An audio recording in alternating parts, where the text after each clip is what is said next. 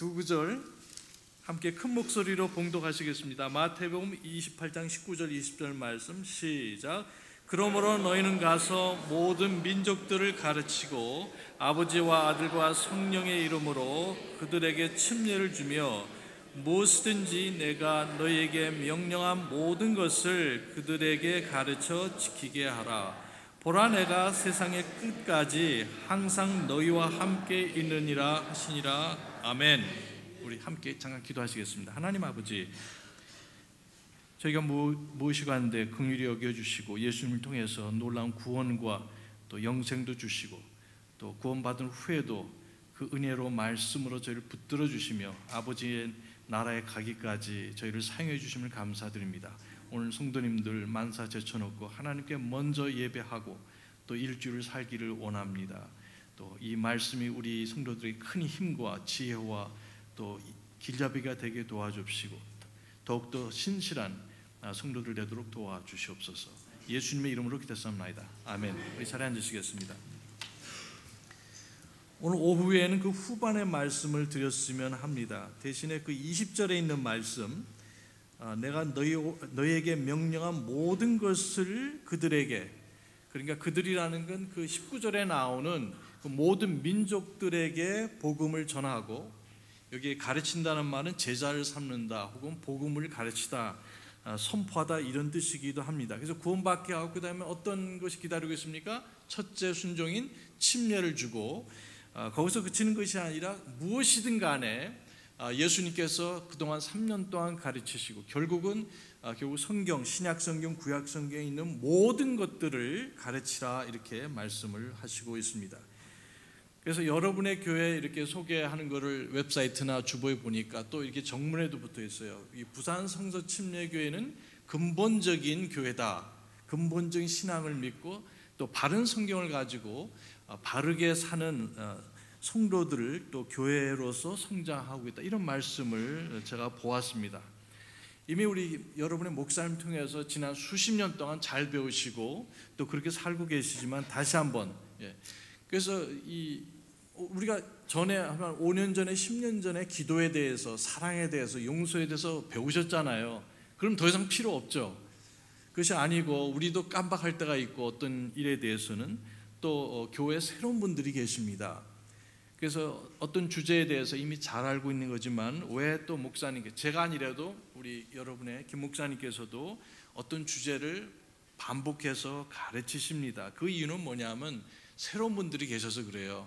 우리 여러분 교회에 새로운 분들이 앞으로 더욱 많이 오시기 바랍니다. 그래서 구원 받으시고 교회 성장이고 그래야지 기쁨이 있고 또 하나님께 더욱더 영광을 돌릴 수 있습니다. 그래서 오늘 이 아침에 근본적인 신앙이 무엇인지 잠깐 다시 한번 설명을 드리기를 원합니다.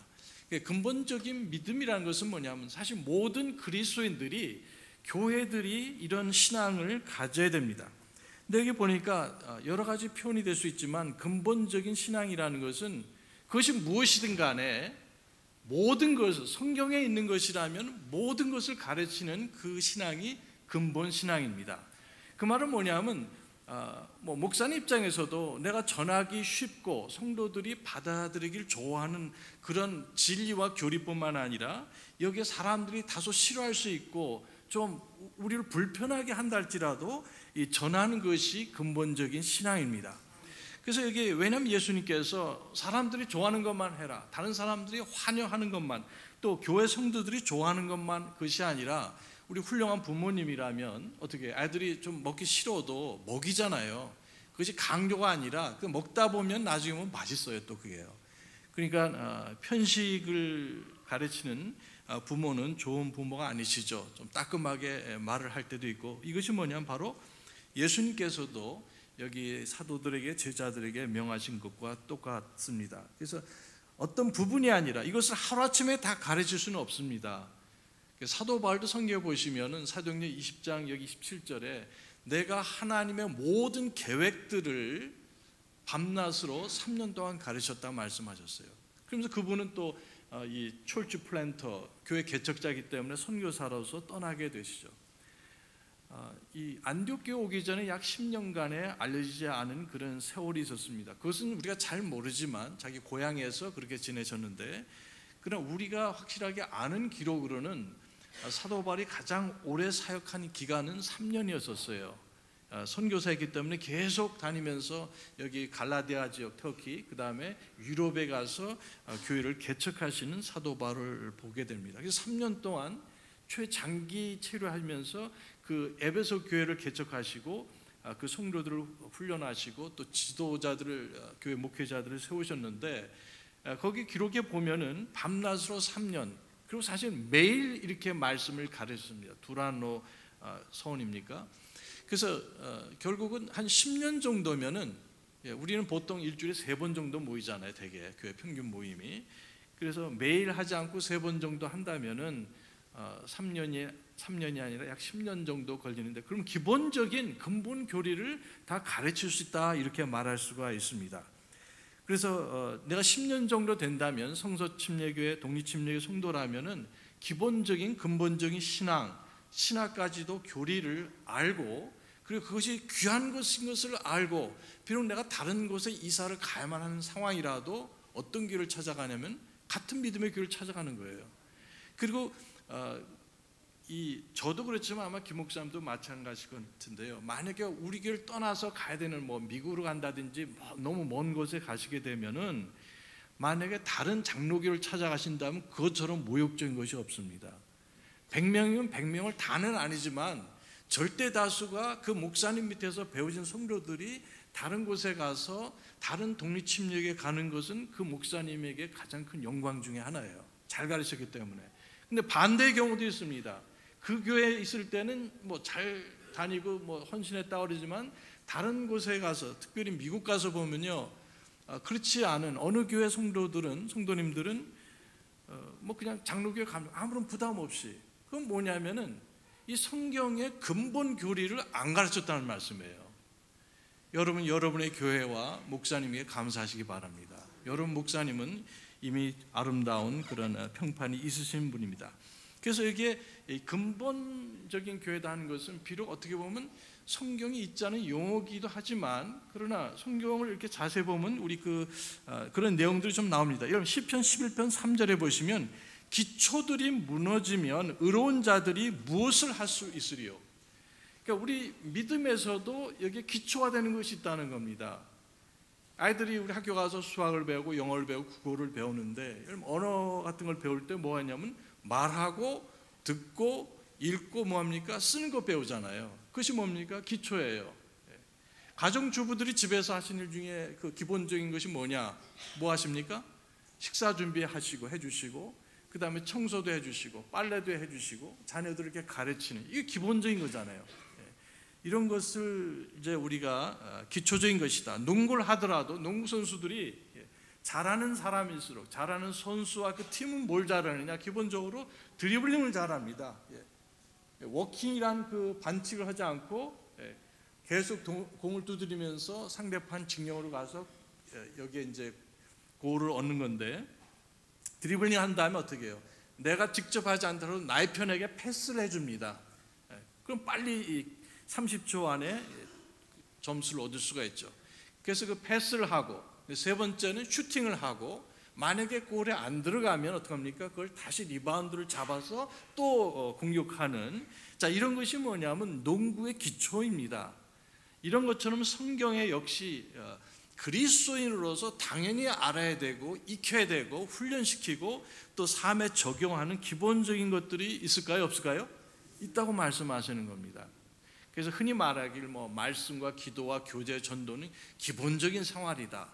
또 거기에 헌금하는 생활, 예배하는 생활, 헌신하는 생활, 순종하는 생활, 우선순위, 이게 다 기본적인, 이것은 갓 구원받은 성도나 10년, 20년, 50년 성도를 할지라도 항상 해야 되는 겁니다. 그거 하지 않으면 기쁨도 없고 감사도 없고, 그렇게 되면 이제 무기력한, 많은 것을 알지만 그냥 유선적인 또한 그리스도인들이 될 수가 있습니다. 그래서 성경은 이런 기본적인 것이 분명히 있고, 그것이 무너지면 의인들이 무엇을 할 수 있겠느냐, 이렇게 말씀을 하고 있습니다. 교리적인 면에 본다면 사실 이 분야에는 4가지 면이 있어요. 그래서 이 교리적인 면이 있고, 근본적인 교회에서는 두 번째로 영적인 면이 있습니다. 교리적으로 아무리 밝아도 이 영적인 부분이 충만하지 않으면 그것도 그림의 떡이 됩니다. 개인적으로도 그렇고. 세 번째는 뭐냐면 윤리적인 면도 있어요. 성도들이 구별된 생활하고, 또 마지막에는 이 세상의 수준보다 탁월한 어떤 그런 문화라든지 어떤 교양이라든지 인격적인 부분이 있어야만이, 이게 사실 근본적인 교회인데, 예를 들면 뭐 기도에 열심히 하고 예배는 열심히 하지만 이분들이 밖에서 나가서 생활할 때는 그렇지 못한 때가 많이 있어요. 세상보다 못하다는 말이 나올 수가 있잖아요.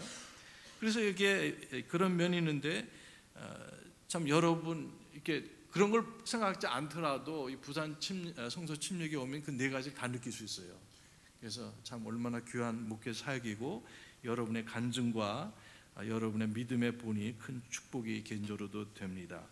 근데 이제 우리 교리적인 면을 잠깐 말씀을 드린다면은, 이 성경의 근본적인 교리를 대적하는 그런 가르침과 이 신학이 세상에 존재하고, 그것 때문에 약 120년 전에 미국의 이 장로교회들하고 이 북침 침례교회가 엄청난 타격을 입었어요. 그래서 이런 이제 비극적인 일이 일어나는데, 그런 일을 교훈 삼아서, 그런 일이 뭐 이미 뚜렷하게 보이는데 그런 일이 일어나기 전에, 조짐이 일어날 때 물론 그것을 대비해야 됩니다. 그리고 그것은 왜 그런 일이 일어났는가, 이런 것도 살펴볼 수가 있습니다. 그러나 그 이유들을 잠깐 보면은 이 성경을 대적하고 예수님을 대적하기 때문에 그런 일이 일어납니다. 무슨 말이냐면은, 우리 베드로서를 빨리 보시겠습니다. 베드로후서. 이걸 조심하면서 보셔야 돼요. 그래서 뭐 침례교회만 오르냐 천만에 그렇지 않습니다. 침례교회도 미국의 북침례교회는 완전히 무너지고 말았어요. 오늘날에 와서는. 장로교도 마찬가지고요. 우리 베드로 후서 우리 1장과 같이 보시면 돼요. 그래서 120년 전에 그 미국에서 이런 주요 교단 교회, 우리 뭐 침례교는 원래는 아니지만 이제 그렇게 현실적으로 됐는데, 베드로 후서 1장 후반에, 제가 다 보지 않고 여기 18절 19절에, 1장 18절 19절에 보면, 하늘로부터 나온 이 음성은 우리가 그분과 함께 거룩한 산에 있을 때에 들은 것이니라. 또한 우리에게는 더 확실한 대언의 말씀이 있으니, 이렇게 말씀하셨어요.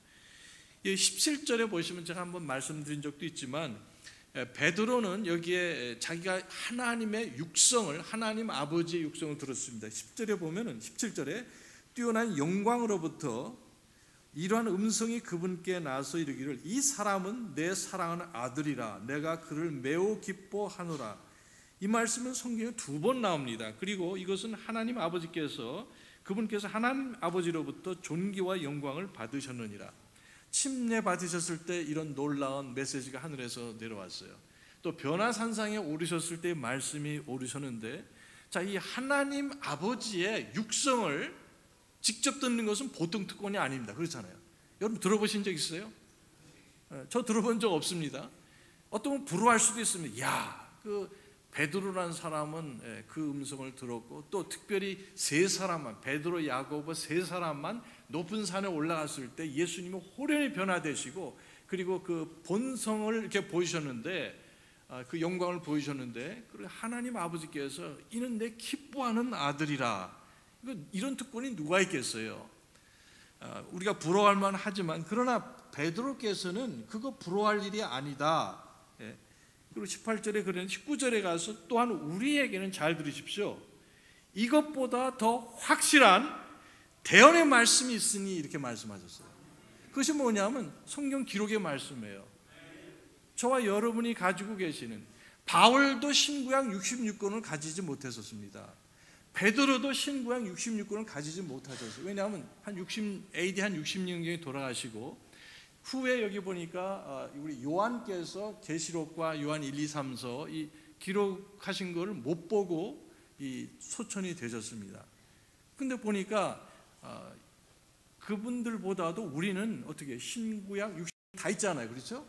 그래서 베드로 자신도 비록 그 당시 AD 60년경에 이미 신약이 상당히 이루어졌는데, 그 육성을 듣는 것보다 예수님 그 앞에서 좀 기적을 베푸시고 여기 죽은 자를 살리시면서 나사로야 나오너라 하는 그 예수님의 육성마저도 듣지 못했어도 저와 여러분에게는 더 확실한 말씀이 있다고 하셨어요. 불안하지 마십시오.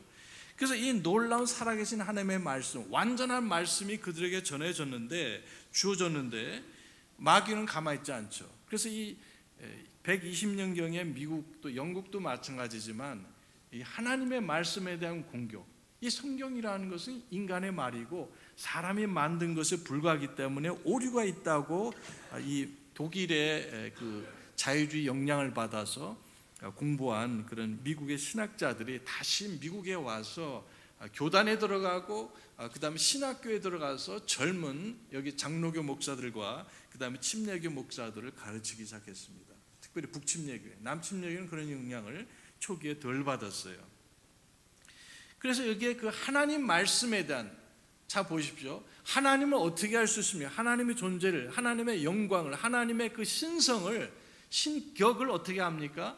여기 로마서 1장과 2장에 보시면 우주 만물을 통해서, 피조물, 창조물을 통해서 알 수 있다고 그렇게 말씀하셨어요. 그리고 더 나아가서 구체적으로 보니까 이 하나님 말씀을 통해서 하나님을 알 수 있다. 그러니까 이 창조물, 이 우주 만물, 별의 운행, 이 규칙적인 질서를 보면서 여기 시계가 있는데 이번에 도둑을 맞았는데 이건 이제 갖고 차고 왔어요. 그래서 안 잊어버렸는데 이걸 보고 이렇게 질서 있게 착각착각 움직이는 걸 보고 이거 우연히 만들어졌다고 믿는 사람 없잖아요. 없으시잖아요. 누군가가 만들었다는 거죠. 그래서 우주 만물을 봐도 그렇고 또 우리 내적으로 들어가서 우리 본성과 양심을 통해서 볼 때도 이것이 우연이 아니라 내 안을 보더라도, 밖은 아니라 내 안을 보더라도 하나님 한 분이 계시는구나. 그리고 더 구체적으로 성경을 통해서 하나님을 알 수 있다. 왜냐하면 성경을 통해서 하나님의 인격과 하나님의 행적에 대해서, 구원의 역사에 대해서, 미래와 소망에 대해서 알 수 있는데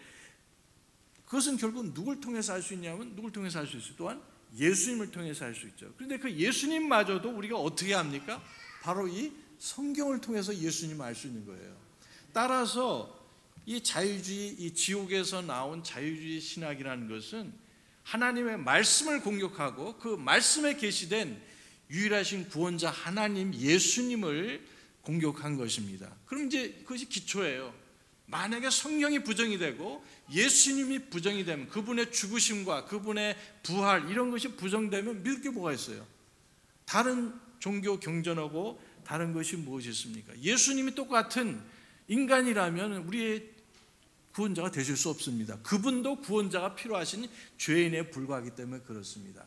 그래서 이 마귀 사단이 공격한 것은 근본적인 믿음, 그것은 뭐냐? 하나님 말씀이, 성경이 하나님 말씀이라는 것을 부정하고 또 예수님이 하나님이시고 예수님이 천에 탄생하셨고 예수님이 내 죄 때문에 죽으셨고 또 의를 위해서 부활하셨고 그 다음에 다시 오시는 이분을 공격한 것입니다. 왜냐하면 그것이 근본이기 때문에 이 근본이 무너지면 복음이 없어요. 여기 고린도전서 15장에 보시면은 1절부터 3절까지 보시면 그리스도께서 성경대로 죽으시고 성경대로 다시 살아나셨는데 그것을 너희가 믿었다면 구원을 받았다고 말씀하고 있습니다. 그렇잖아요. 개역성경에는 받을 것이란 미래 시제로 되어 있습니다. 이 잘못된 겁니다. 예수님께서 저와 여러분의 죄 때문에 죽으시고 부활하셨으면 그 믿는 순간 저와 여러분은 영원한 구원을 받으셨습니다. 근데 이걸 이제 변개를 시킨 부분이 바로 그 15장에 바로 나오는데, 그러니까 복음의 핵심은 그리스도가 누구신가? 그분은 하나님, 주 예수님을 시인하여, 예수를 주로 시인하여 예수님의 하나님이신 것을 믿어야 되고, 예수님의 죽으심이 내 죄 때문이고 예수님이 죽은 자들로부터 그분을 살리신 것을 믿을 때에 무엇이 임한다고 그랬습니까? 로마서 10장 9절에 구원이 온다고 말씀하셨어요. 그래서 마귀 사단이 너무 당연한 여기에 절대 진리지만 이 근본 교리를 부정했습니다. 그건 두 가지, 예수님이 누구신지와 성경 하나님 말씀과 예수님의 하신 일을. 그래서 2장에 들어가시면 보십시오. 같은 책 2장 1절에 그러나 백성 가운데 거짓 대언자들이 있었던 것 같이 너희 가운데 또 거짓 교사들이 있으리니 그들은 정죄받을 이단 교리를 몰래 들여와 심지어 자기들을 사신 주를 부인하기까지 하고, 그래서 이들은 자기들을 사신 주님, 예수님을 부정하고 그 다음에 그 사신 구속의 사업을, 구원 사업을 여기에 부정했다. 이단이 다른 게 아닙니다. 여호와 증인 보세요. 예수님 하나님 아니라고 믿습니다. 몰몬 보십시오. 인간이 노력을 해서 신과 비슷하게 된 분이 있는데 그분이 예수님이라고 이런 거짓말, 거짓 교리를 가르치고 있습니다. 예수님이 죽으신 것은 예수님 우리의 죄 때문이 아니라 무능정케해서, 그것이 무엇이든 간에 예수님이 누구신가, 예수님이 하신 일을 부정하는 것이 바로 이단이라고 그랬어요. 맞습니까? 그래서 그렇다면은 그 사람들만 이단이 아니라 여호와 증인, 안식교 혹은 여기에 무슨 몰몬교뿐만 아니라 천주교도 이단이에요. 그래서 신학교에서 뭐라고 가르치냐면 수포 이단이라고 가르쳐요. 예수님만으로 충분히 구원받고 영생 얻는다는 것을 부정하잖아요. 자기 노력과 교회의 성례를 통해서 구원에 이를지 모르겠다 가르치고, 그리고 이 자유주의자들, 지금 방금 말씀드린 이름은 장로교고 이름은 침례교 신학자들이지만 성경에 예수 그리스도가 누구신가, 또 그 예수님의 죽으심과 부활, 이것을 믿지 않으면 그것도 뭐예요? 성경에 보니까 이단의 정의가 바로 여기 나옵니다. 베드로후서 2장 1절에. 그렇다면 천주교와 자유주의, 그리고 여기 우리가 흔히 아는 이단들은 똑같은 이단인 것을 보게 됩니다. 그것이 이단의 정의입니다. 그래서 오늘 여기에 세 가지를, 근본주 신앙이란 무엇인가 말씀을 이걸 전제로 하시고 들으시면 참 좋겠습니다. 그래서 근본주의란 것은 뭐냐면 결과적으로 성경 자체와 성경의 핵심, 근본 교리를 믿는 신앙이고, 그리고 그것만이 아니라 사실 더 나아가서 그것이 크든지 작든지 우리의 소원과 기도는 예수님께서 명하신 모든 것을 믿고 실천하고자 노력하는 신앙입니다. 아무도 우린 100% 다 제가 순종한다고 말할 수는 없잖아요. 그러나 여기에 교리상으로는 첫째 100% 믿고 실천 면에서는 우리가 여전히 부족합니다. 나 같은 그리스도인 보십시오. 이것이 아니라 난 여전히 아무것도 아닙니다. 내 삶 속에 오직 예수님만이 존귀와 영광을 받으시기 원하는, 이것이 우리 그리스도인의 자세 아닙니까?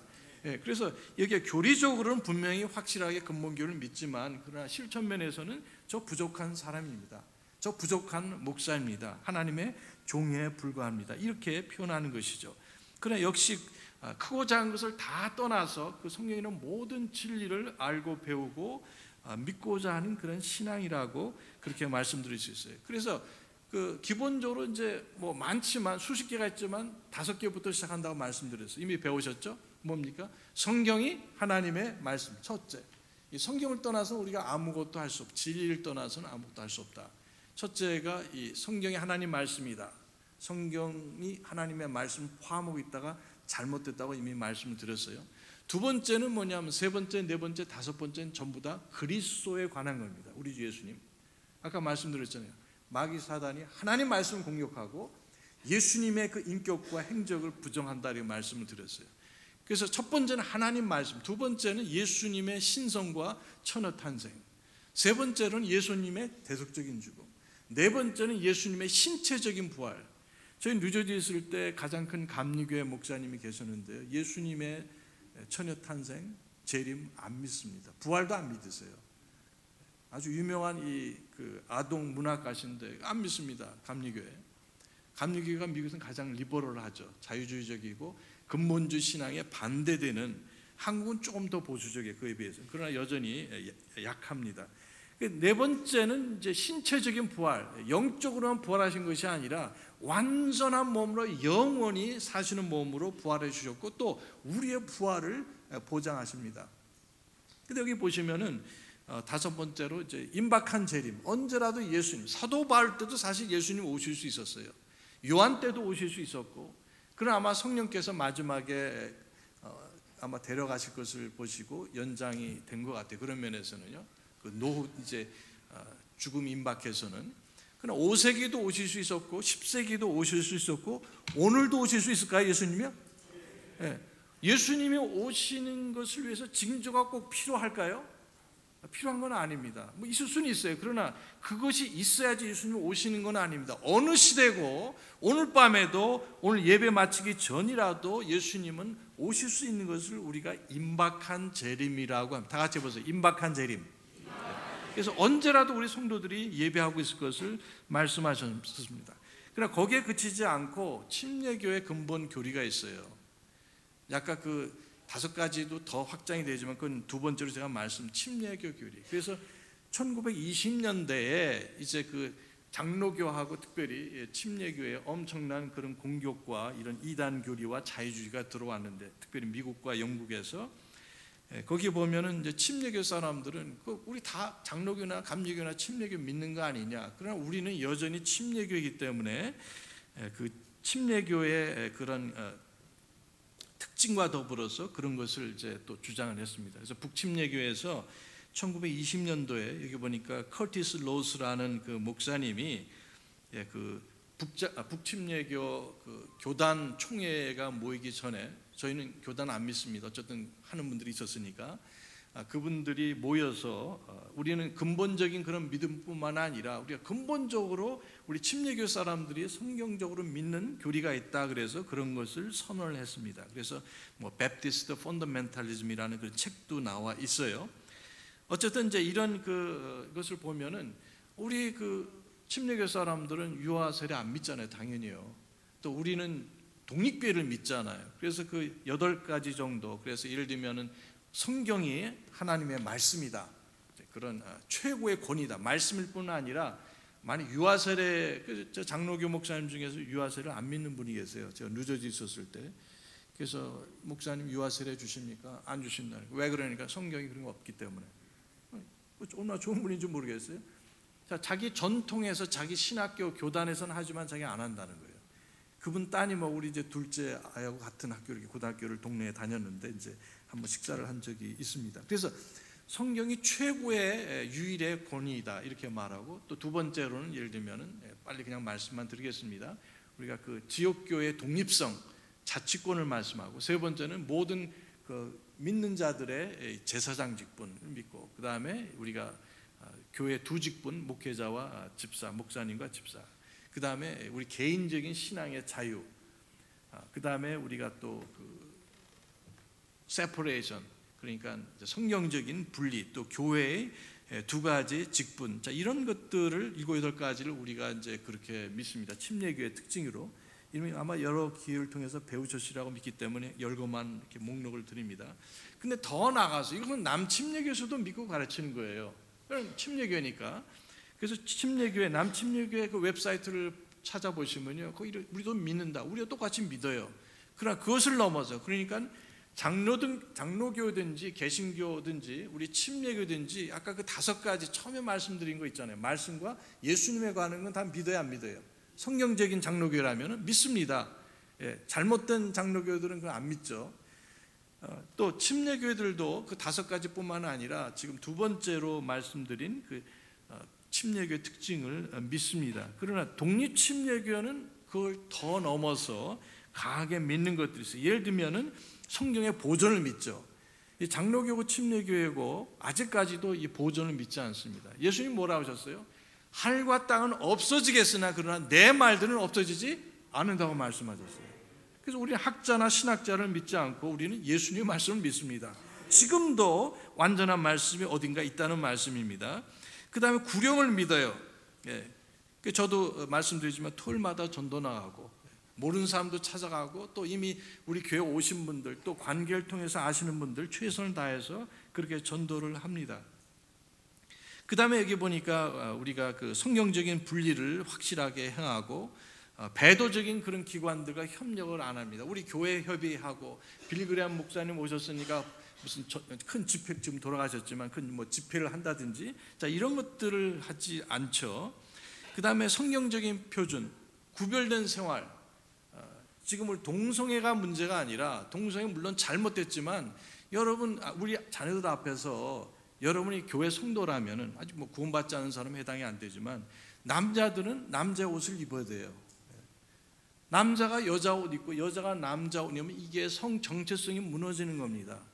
그게 그 다음 단계가 뭐냐면 동성애라고도 말할 수 있어요. 남자가 여자, 여자가 남자, 차이가 없고 그 역할이 무너지게 되고 구별이 없어지게 되는 겁니다. 그래서 미국에는 뭐 교회 오는 사람 다 그렇게 하십시오 하지 않습니다. 저희 교회에서도. 그러나 교회 여기에 성도라도 요구하지는 않아요. 그러나 교회에서 찬양대, 주일학교 선생님들, 뭐 헌신하는 모든 분들은 교회에서 요구를 합니다. 그렇잖아요. 그러나 처음 오신 분들, 아주 구원받지 않으신 분들, 아직 우리 교회가 그런 교회를 모르신 분들은 괜찮지만, 그래서 리더십 리콰이먼트로 그렇게 하고 있습니다. 그 다음에 성령 충만한 사역, 성령 충만한 설교, 그리고 여기 보니까 성경적인 교회관을 가르칩니다. 아직까지도 이것이 많이 성서 침례교조차도 정립되지 않은, 특별히 젊은 목회자들은 이 확신이 없습니다. 등 여러 가지 한 7가지 정도 우리가 그런 그리고 이제 그 마지막에는 이제 구도자 중심이냐 아니면 구원자 중심이냐, 이게 굉장히 큰 이슈예요. 미국에서도 그렇고 한국도 80%는 뭐냐면 구도자 중심, seeker sensitive church라고 보통 말합니다. 사람이 원하는 교회가 되라는, 사람들이 만약에 강한 설교 싫어하면 하지 말고, 술 마시면 안 된다 이런 거 싫어하면은 그런 거 설교하지 말고 가르치지 말라는 거예요. 맞습니까? 틀립니까? 네. 그래서 그것이 큰 영적인 차이점이 있든 없든 간에, 우리 휘튼 칼리지 그럼 빌리그람 박사님이 졸업하신 유명한 신학교입니다. 그러나 거기서 학교에서 댄스 파티입니다. 무디 칼리지도, 그 바이블 인스티튜트도 수년 전에 여기 학생들은 뭐 좀 약간 규제를 하지만, 그러나 여기 교수들하고 스태프들은 그냥 사교적으로 술 마시는 건 괜찮다고 법이 바뀌었어요. 이상하죠? 그런 세상에 우리가 살고 있기 때문에 한국의 교회들은 뭐 말할 것도 없죠. 한 그냥 간단한 예지만, 그러한 그 구도자 중심의 교회는 하나님 말씀 중심이 아니고 구원자 예수님 중심이 아니고 세상이 원하는 교회를 하라고 가르치는 교회가 구도자 중심의 교회입니다. 여러분의 교회는 구원자 중심의 예수 그리스도를 높이고 예수님이 뭘 원하실까, 그리스도께서 기뻐하시는 교회를 세우시는 그런 아름다운 교회입니다. 얼마나 감사한지 모르겠어요. 목사님들도 여기서 조금만 타협하면 사람들이 더 올 수 있을 텐데, 그게 아니라 주님의 피로 사신 교회라면 구원자 예수님, 우리 주님 그분을 기쁘신 것이 첫째 목표요. 그 다음에 다른 사람들이 원하는 거 하지 말라는 것이 아니라, 다른 사람이 원하는 것과 우리 하나님께서 원하는 것이 만약에 문제가 되면 누가 원하는 걸 하셔야 돼요? 하나님 원하시는 거죠. 그것이 중요하다는 것이죠. 그것이 독립침례교회가 100% 완전하지 않지만 추구하는 교회라는 겁니다. 저와 여러분의 교회가 그리스도 오실 때까지 그러한 교회로 남기를 원합니다. 그것이 바로 근본적인 교회라는 것입니다. 그래서 핵심 교리가 5가지 이렇게 되어 있고, 신약 성경적인 특징인 침례교 특징이 살아있고, 그 다음에 독립침례교회에서 7가지를 추구하는 교회가 하나님 보시기에 기뻐하시는 아름다운 교회다, 이런 거 말씀드립니다. 두 번째로 역사적 배경을 잠깐 말씀드리겠어요. 역사적 배경은 잠깐 말씀드린 대로 19세기 말에 미국에서 그런 일이 일어났다 하는 걸 말씀을 드리고, 그 젊은 그 신학자 유능한 사람들이 유럽으로 그 유학을 갔어요. 한국에서는 주로 유학 가면 그래도 제일 많은 곳이 미국이잖아요. 그 다음에 뭐 예를 들면 요즘 중국도 있고 뭐 독일도 있고 그러는데, 미국에서 유학을 가면 어디로 가냐면은 유럽으로 유학을 갔었죠. 그래서 철학 그러면 역시 독일입니다. 그리고 음악 그러면 뭐 유명한 베토벤, 모차르트, 이런 하이든 이런 사람 다 어디 사람들이에요? 독일 사람들이에요. 그래서 최고수, 지금도 한국에서도 그렇지만 미국에서도 유학을 가면 독일로 가는 학생들이 있어요. 또 한국에서도 독일로 이렇게 음악 공부하러 많이 보내는데 저도 주위에서 많이 봤습니다. 좋은 거는 뭐냐면 수업료가 없습니다. 거기는요. 독일에는 대학교 무료, 그러니까 생활비만 가지고 가면 되는데 그런 장점이 있잖아요. 그래서 미국 가는 데는 내가 장학금을 받지 못하면 자기 생돈을 다 내야 됩니다. 그런데 이제 독일은 그런 강점이 있는데 또 거긴 독일어를 해야 되고, 어쨌든 여기 철학, 그 다음에 음악, 미술은 아닌 것 같아요. 미술은 뭐 프랑스나 이제 이태리 이쪽이고, 그러나 신학 그러면은 잘못된 신학인데도 불구하고 거기 신학을 많이 쳐줬었어요. 그래서 여기에 개신교에서 또 심지어 침례교에서도 유럽의 신학을 공부를 하는데 잘못된 합리주의, 내 이성이 믿을 수 없고 받아들일 수 없는 그런 내용은 안 믿는다는 겁니다. 5,000명을 먹이셨다든지 무리를 거르셨다든지 부활하셨다든지 이런 것을 믿지 않습니다.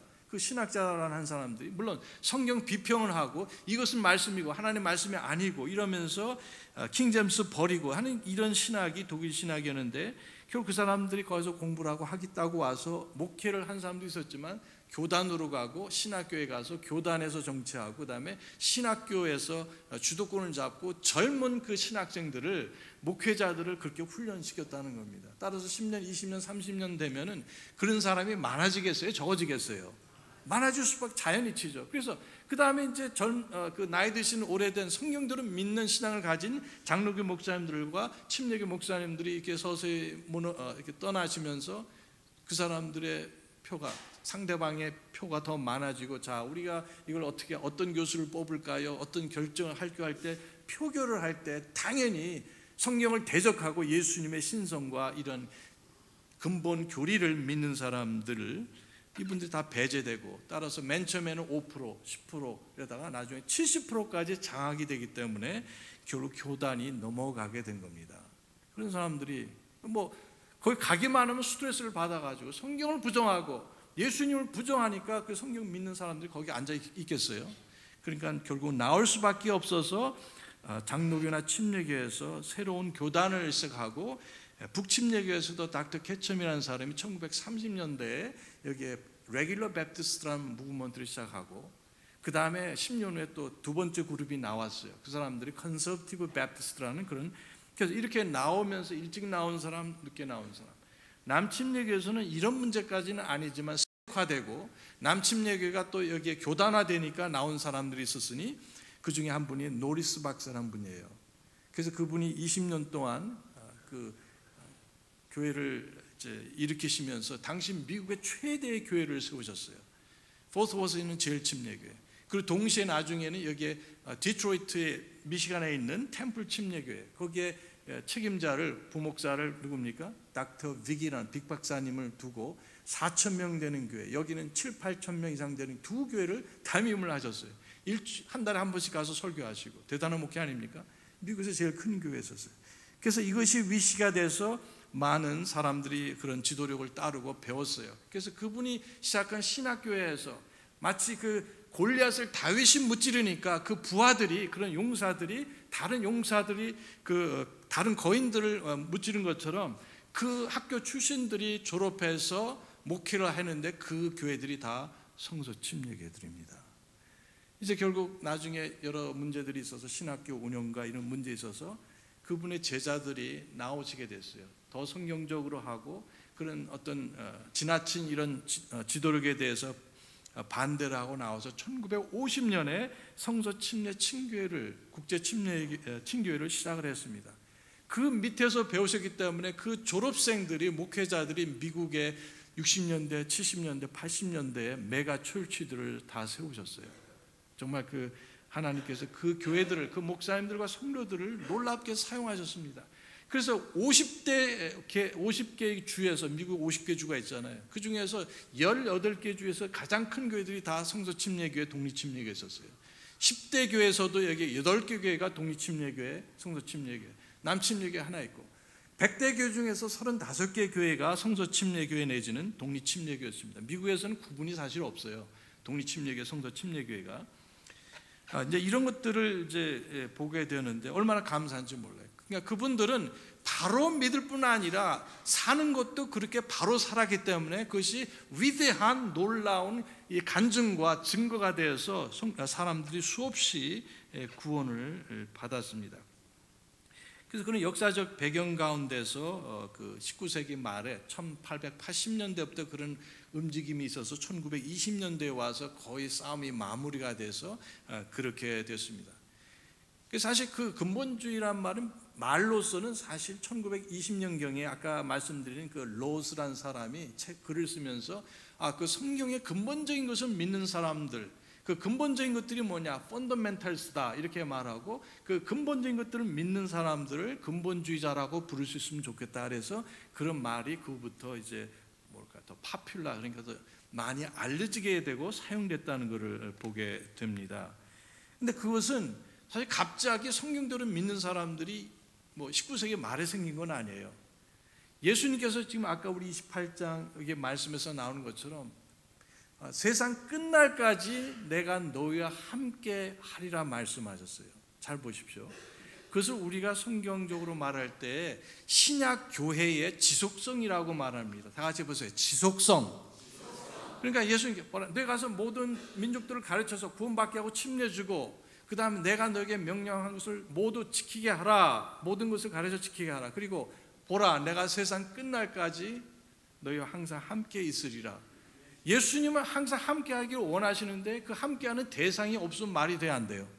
안 되잖아요. 그래서 우리가 믿기로는 다른 구절도 있지만 오해 말씀을 드리겠지만 2000년 동안 지속적으로 꼭 베프티스트라는 이름을 가지지 않았어도 2세기, 3세기 몬타니스트, 3세기의 노베티아니스트, 4세기의 도나티스트, 7세기의 폴리시안, 그 다음에 9세기, 10세기 오면서 카탈이라든지 뭐 아놀디스트라든지 헬리시안이라든지 이런 분들이, 그 다음에 월덴지스 유명하죠. 그 다음에 또 그 십자군 원정 때는 이제 알비제니스라는 사람이 있어요. 4차 십자군 원정은 그 예루살렘에 간 것이 아니라 이 프랑스에서 시작해서 그 남부에 있는 알비라는, 지금도 알비라는 도시가 있어요. 거기 가서 수만 명을 학살했습니다.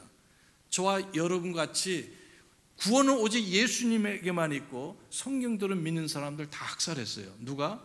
기독교인들이 아니라 천주교인들이 이렇게 말했습니다. 천주교인들은 자기들이 잘한 것이 있으면 기독교인이라고 그래요. 천주교인이라고 그래요.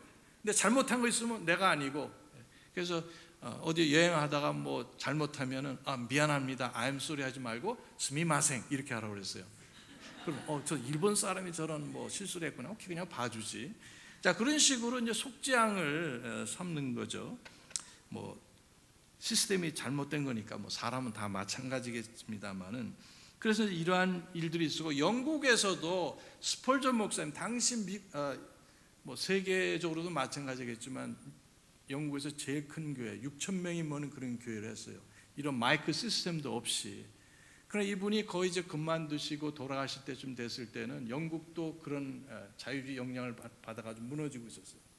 그분한테도 신학교가 있었는데 그분한테 배운 제자들마저도 그 자기의 스승을, 멘토를 등을 돌리고 자유주의로 넘어갔습니다. 어떻게 회복될 수가 없었어요. 그래서 그분이 돌아가시고 난 다음에는 그 영국은 다 무너졌습니다. 지금 침례교는 물론이고 장로교고 뭐든 간에 교회가 거의 없어요. 침례교 선교사들이 저희도 2분을 후원했었는데요. 제가 목회할 때 그분들이 가서 교회하고 사람들이 막 그래도 구원받아요. 그 영역을 가지고 막 열심히 하니까. 근데 예배당이 없어요. 근데 저기 어느 교회가 침례교회인데 목사님이 연세가 85세. 그 성도들은 한 10분 정도만 남았는데 전부 다 70세 이상.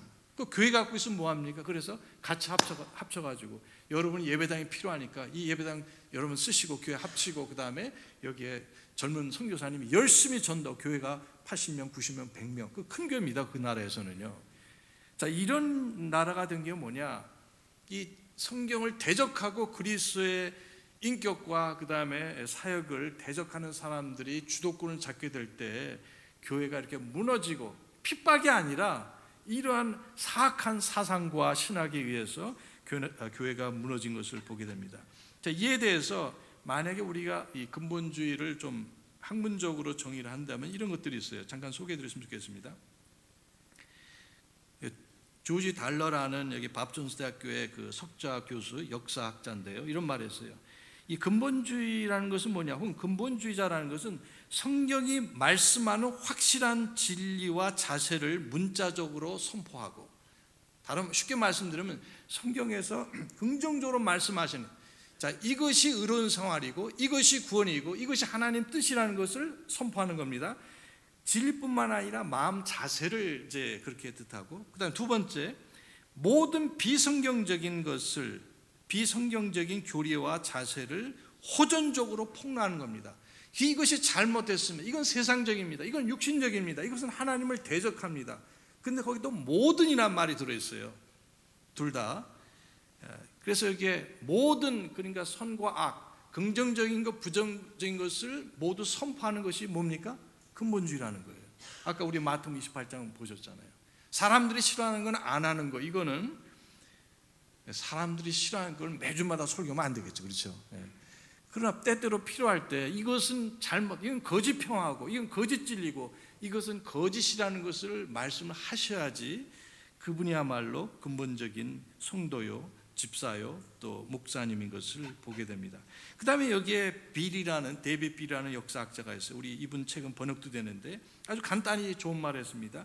근본 신앙이라는 것은 성경 진리에 대한 전폭적인 수용과 순종이다. 멋있죠? 나 이해가 안 되는데요. 이해가 안 되더라도 순종하시기 바랍니다. 순종하시면 이해가 되는 것이 성경의 90% 진리예요. 그러니까 나는 목사님이 가르쳐 주시는 거 이해되지 하겠습니다. 그 사람은 그다가 천국 갑니다. 그러나 이해가 안 되더라도 성경이 있으면 순복하시면 나중에 이해가 와요. 놀랍습니다. 많은 사람들이 이 진리를 놓칩니다. 축복도 놓치게 되죠. 그 다음에 저 유명한 우리 조난 라이스 박사님, 우리 독립침례의 전도자시죠. 복음 전도자. 이분은 좀 길지만 그래도 재밌습니다. 근본주 신앙이라는 것은 믿음에 대한 열정적인 변호이며 구령과 선교와 성도 사랑, 그리고 교리 타협이나 배도자들을 멀리하고, 그 다음에 그리스도를 위한 수치가 불가피하다면 기꺼이 수용하고, 또 그리스도 때문에 비난과 조롱과 왜곡과 오해가 있더라도 수용하는 사람이다, 이렇게 얘기를 했어요. 그러니까 대가를 지불한다는 거죠. 내가 만약에 말씀대로 살면 괜찮아요. 근데 어떤 그런 순종은 내가 그렇게 순종하면 미친 사람처럼 취급받을 수가 있습니다. 사람들이 오해할 수도 있어요. 그것 때문에 엄청난 손해를 볼 수 있지만 그래도 그리스도를 기쁘시게 해서 하는 것이 근본주의 신앙이라는 겁니다. 그리고 교리적인 것만 아는 게 아니라 이게 킹잼스에서 대단히 아는 분들이 많이 계세요. 감사합니다. 근데 사랑이 없어요. 용서가 없어요. 겸손이 없습니다. 그리고 전도가 없어요. 구령하는, 선교하는 열정이 없어요. 그거는 근본주의자가 아니라는 거예요. 그냥 머리만 가득 찬, 물론 교리적인 것은 좋지만 교리적인 것뿐만 아니라 영적으로 충만하고 도덕적으로 탁월하고 인격적으로 또 사회적으로 문화적으로도 수준이 있는 세련된 그런 그리스도인의 삶이 근본주의 신앙이라는 겁니다. 좀 어렵죠. 그러니까 좀 힘들어요. 그러더라도 우리 시도해 보시는 저와 여러분 되시기 바랍니다. 그래서 이것이 그런 두 번째 어떤 역사적인 내용들. 세 번째로 좀 배경을 좀 말씀드렸으면 좋겠어요. 왜냐하면 우리 주위에도 이런 일이 일어날 수 있기 때문에 왜 이러한 그런 싸움이 있었는가, 그걸 말씀을 드렸으면 좋겠습니다. 여기 19세기 말에 미국에 여러 복잡한 영적인 그리고 일들이 많이 일어났어요. 19세기 말에 아까 말씀드린 대로 자유주의가 침투해 들어왔습니다. 교단의 신학교에 들어왔다고 말씀드렸어요. 성경에 대해서 공격을 하고 또 비난하고 예수님을 부정하는, 그래서 이거에 반해서 결국 보수적이고 성경적인 믿음을 가진 분들이 그에 맞서서 싸웠다는 말씀드렸어요.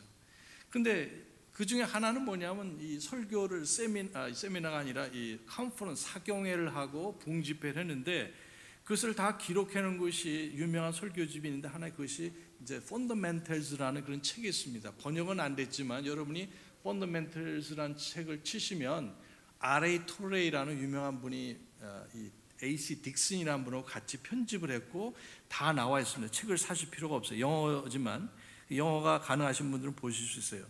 그래서 90편의 그 설교를 제가 이렇게 분석을 쭉 해봤습니다. 그래서 그걸 잠깐 이따 말씀드리겠지만 그 직전에 이제 그 자유주의가 들어왔기 때문에 성경에 대한 공격을 변화한 것이 당연히 나옵니다. 그리고 진화론이 1859년에 나왔어요. 그리고 영국에서 웨스코트 홀트라는 그 두 신학자가 그 당시 내려오는 킹제임스 영어 성경과 그 다음에 그 배경이 되는 TR 성경을 배격하고 자기들의 잘못된 이 비평 원문을 만들고 거기에서 영국의 개혁 성경과 나중에 한글 성경도 나왔습니다. 한글 성경도 참 좋은 부분이 많이 있어요. 저도 그걸 통해서 구원받고 믿음이 자랐으며, 그러나 빠진 것이 너무 많이 있어요. 그것이 문제라는 거죠. 80-90% 이상은 순수한 하나님 말씀이지만 그런 것이 아쉽다, 이 말씀입니다. 진화론이 나오고 그 다음에 로마 천주교, 그 다음 이단들이 그 당시 1930년도에 여기 오하이징이 나오고 그 다음 그 후에 여기 마릴 성도, 여기 모르몬이 나오고 그 그 다음에 여기에 또 그 뭡니까 안식교도 나오고 다 그 1850년 전후에서 이런 이단들이 미국에서 막 그 독보서처럼 나왔습니다. 그러니까 사람들이 현혹되는 거예요. 그 후에 그 구령과 선교가 식어지고 그 다음에 공산주의가 그때 나왔습니다.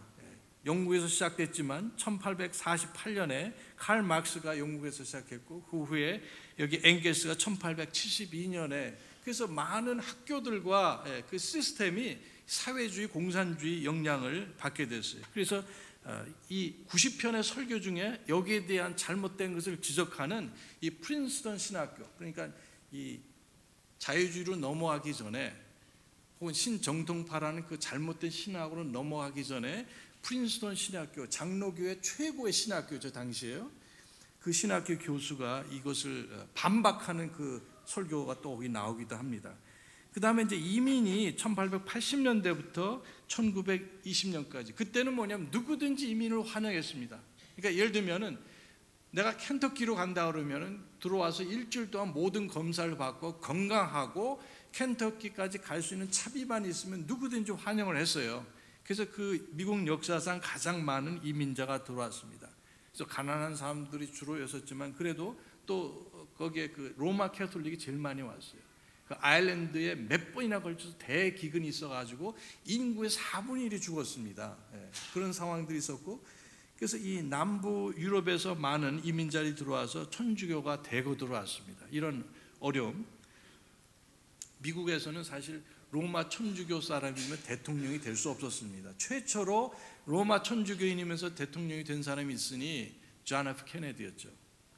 그리고 나중에 그 미국이라는 나라는 어떻게 보면은 개신교하고 침례교가 강하기 때문에 할 수 있으면 그런 것을 억제를 시켰었고 1980년대 와서 레이건 대통령이 있을 때 비로소 국교 그러니까 대사를 교환했어요. 바티칸하고. 그때까지는 아니다 이렇게 인정을 안 했는데 그것이 미국의 역사입니다. 그리고 1860년도에 아시는 것처럼 남북 전쟁했습니다. 그러니까 이 전쟁 소용돌이 속에서 또 여기에 영적인 문제, 이민 문제, 이런 신앙 문제, 복잡한 가운데서 이단들 이런 가운데서 사람들의 마음이 피폐되어 있고 이런 잘못된 방향으로 나갔을 때 그게 아니고 성령들은 믿는 신앙이 중요하다 이렇게 해서 이분들이 모여서 집회를 하고 같이 힘을 합해서 마귀를 대적하는 것을 보게 됩니다.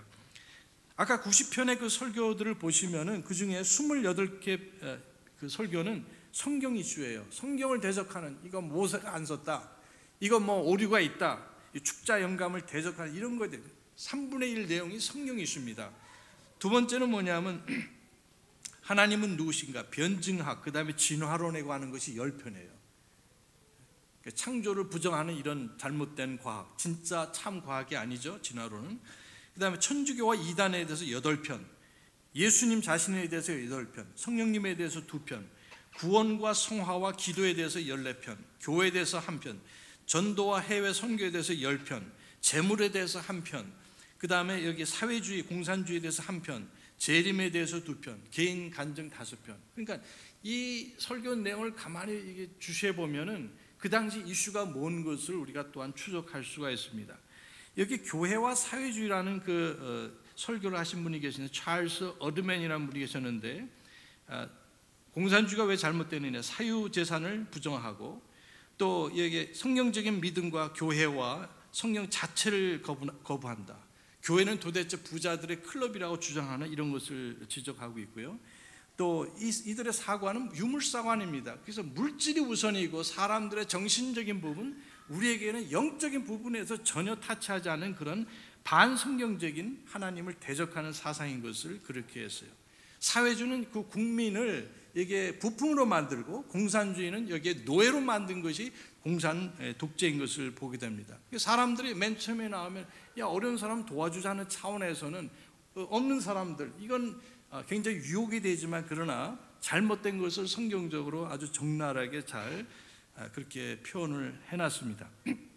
이런 것들을 보시면은 우리 그 근본주의 믿음이 대략 어떤 형태다. 역시 하나님 말씀을 강조하고 예수님의 그 인격과 삶이 무엇인지, 그분의 생애와 행적이 무엇인지, 구원 자체가 무엇인지, 또 우리가 복음을 전하기 위해서, 선교하기 위해서 우리가 기도를 얼마나 해야 되는지, 또한 여기 대적들, 이단이라든지 로마 천주교에 대해서 자세히 알아야 되고, 이런 것들을 다루고, 더 나아가서 그리스도인의 영적인 부분을 타치하고 겸손과 그리고 수준 높은 탁월한 그런 가치관을 여기서 가르쳐 주고 있습니다.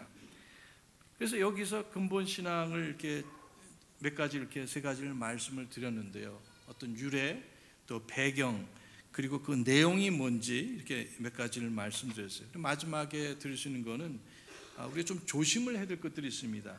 그래서 뭐냐면 용어를 좀 조심해야 돼요. 우리 한국에서는 문제가 되지 않지만 한 3, 40년 전만 해도 미국에서 근본주의 혹은 펀더멘탈리스트에서 치면은 뭐 별 문제가 없습니다. 그런데 지금은 미국에서 나는 펀더멘탈 근본주의 사람입니다 하면은 뭐냐면 이 사람 테러리스트 아니냐, 이슬람 뭐 테러리스트, 우리 죽이려는 사람이 아닌가, 이제 이렇게 돼요. 그 다음에 유대인에게도 펀더멘탈리스트가 있습니다. 그 다음에 몰몬 교회도 아예 그 교단 이름이 펀더멘탈리스트가 있어요. 그래서 그 사람들 일부 다처제를 공식적으로 말을 하지 않지만 그렇게 합니다. 그래서 미국에서는 내가 펀더멘탈리스트다 말하는 걸 좀 조심스럽게 해야 되고, I'm an independent fundamental Baptist 이렇게 말하면 독립침례계, 근본적인 독립침례 이렇게 말하면 괜찮습니다. 그래도 오해가 되기 때문에 요즘은 그냥 바이블 빌리버다, 성경대로 좋잖아요. 바이블 빌리버 이렇게 이제 쓰는 경향이 이제 많이 있기 때문에 좀 조심을 하셔야 되고요. 또 한국에는 근본주의 교회들이 독립침례교회나 성도침례교회는 없습니다. 장로교회는 오늘날 없어요. 전에는 있었어요. 우리가 부산에 고신이 있잖아요. 우리하고 믿음이 다르지만 그러나 몇 가지 면에서는 뭐 5가지 항목에 대해서는 강하게 믿고, 지금도 어느 정도 믿고 있지만 다른 면에서 워낙 바뀌었기 때문에 지금은 복음주의라고 말을 합니다. 그래서 조심을 하셔야 돼요. 그래서 거기에 근본주의가 있었고 여기에 자유주의가 이렇게 있었는데 1930년대 와서는 거기에 자유주의에서 또 신정통주의라는 사람들이 나왔습니다. 이거 굉장히 조심하셔야 돼요.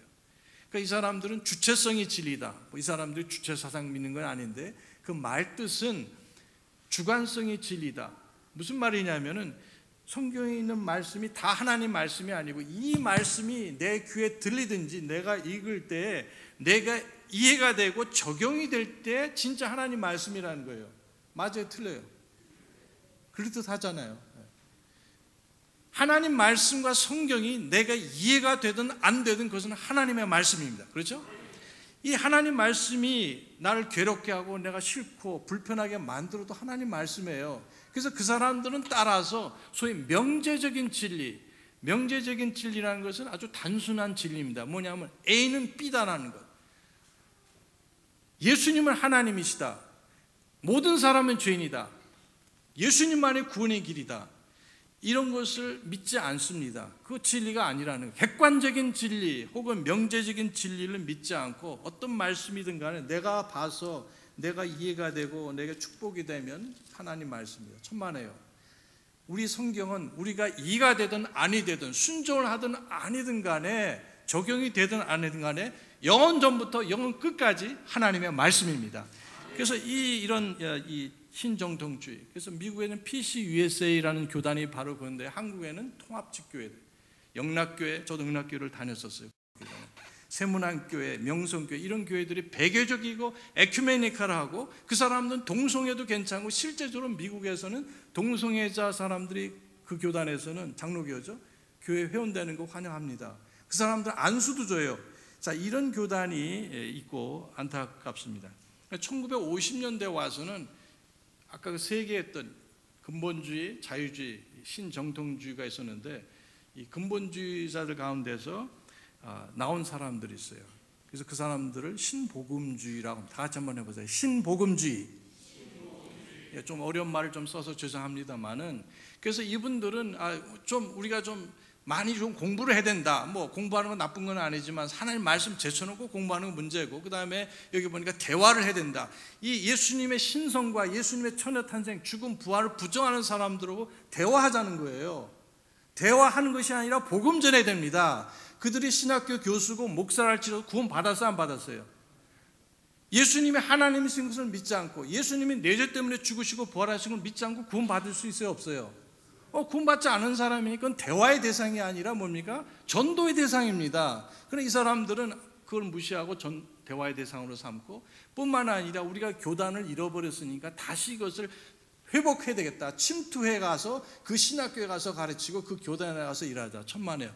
그렇게 해서 성공한 사람은 아무도 없었습니다. 저 유명한 제칼스 목사님, 또 여기 보니까 누구예요? 아까 말씀 노리스 박사님, 대단한 설교자고 강력한 설교지만은 목회자지만 실패했습니다. 근데 누가 그걸 하겠어요? 실제적으로 이렇게 주장은 했지만 지식인이 혹은 대환이 침투 다 실패하고 말았어요. 사회적인 어떤 관심, 뭐 여러 가지가 있지만 이제 이런 것 때문에 우리는 이 딱딱한 보수적인 이 교회 싫고 여기에 복음주의. 그래서 이 남침례교는 복음주의 학교예요.